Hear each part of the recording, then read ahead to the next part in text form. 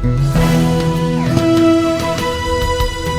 buntag mga kasama, mayong adlaw ka natong tanan, ang Team RMN aniya karon sa may Barangay 24-C. Syempre, adunay mission ang atong team mga kasama. Syempre motunod ta karon og ato ang solar radio transistor sa ato ang mga beneficiary. Ilaw kini sa RMN Foundation sa atong One Radio campaign.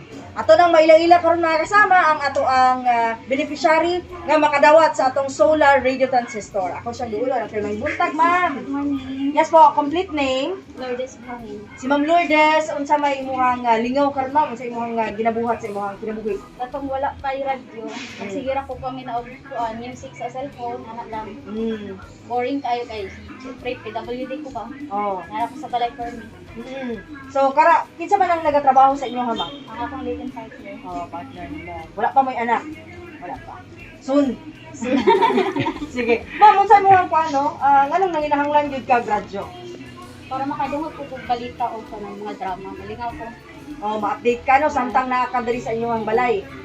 Samtang nagahulat ka sa inyong partner. Di ba sa basta na?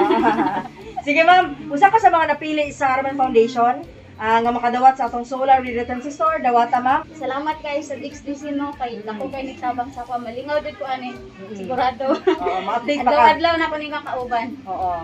Imuha na na-aside sa imong partner, napakay kauban nga radyo. Salamat Ang DXCC na po ang imong makauban for a lifetime.